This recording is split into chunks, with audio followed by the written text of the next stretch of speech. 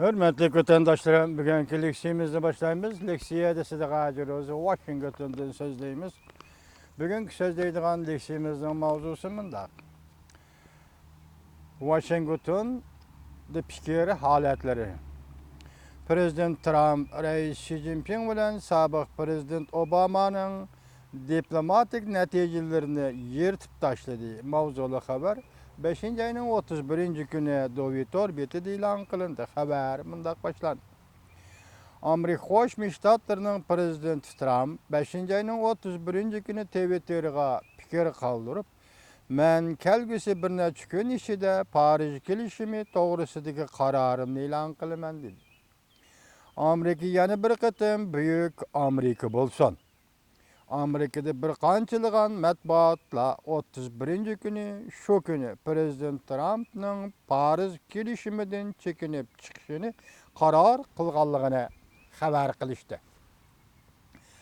Amerika ismli televiziya CNN xabar qilib bunday ko'rsatdi. Prezident Trump bilan tanishligi bor ikki nafar yuqori darajalik amaldor 31 kuni bunday ko'rsatdi. Prezident Trump Parij kelishimidan chekinib chiqdi. Parij kelishimi sobiq prezident Obama bilan Jungoning Reis Xi Jinping o'rtaq hamkorlashib qo'lga keltirgan diplomatik natija edi.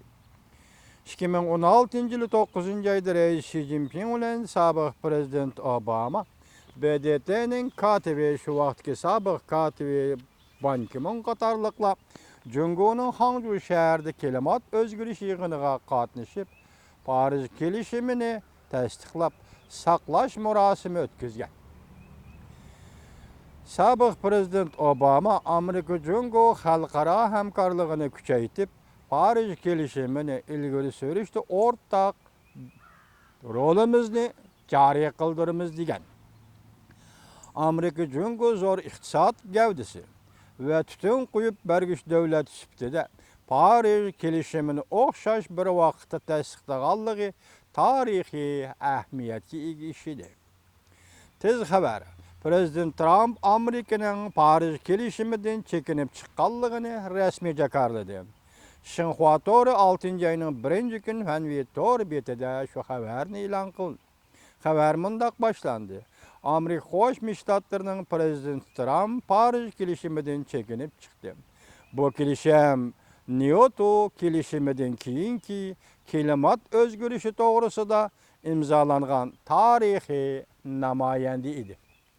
Demek hürmetli vatandaşım, sizlerge belgülük Amerika Qo'shma Shtatlarining prezidenti Trump hozir sobiq prezident Obama davrida yo'l qo'yilgan siyosatlar, masalan, alayli avval TPP rayon xarakterlik savdo tashkilotidan chekinib chiqdi.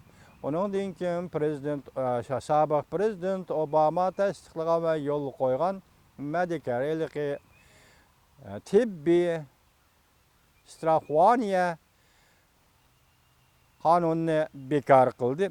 Endi undan keyin kelimiz bugungi kunda prezident Trump klimat o'zgarishiga munosabatlik dunyoviy yoki 195 davlat uning ko'z tikib turgan va qatnashgan degan darajada qatnashish mumkin edi degan darajada Parij kelishimidan chekinib chiqdi.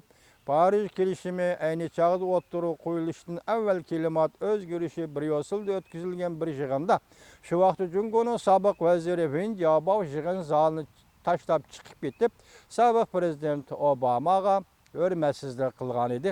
Keyin 2015 yili 12 ayning 11 kuni sobiq prezident Obama Reis Xi Jinping bilan telefon aloqasi o'rnatib, balki bir kunda 2 qatim telefonda so'zlashib degidek. Shu vaqtda 12 ayning 14 kunimi, 12 kunimi Parij kelishimiga imzo qo'ygan edi. Bugun prezidentimiz Trump efendi Parij kelishimidan chekinib chiqdi. Buning asosiy sababi Amerikada ish bo'lish, ish o'rni bo'lish, zavodlar taqilib qolmaslik. Shundaqla Amerikaga boy to'laydigan fuqarolarning iqtisod sohasida qiynalib qolmasligi degandek masalalarni o'rtaga qo'ydi.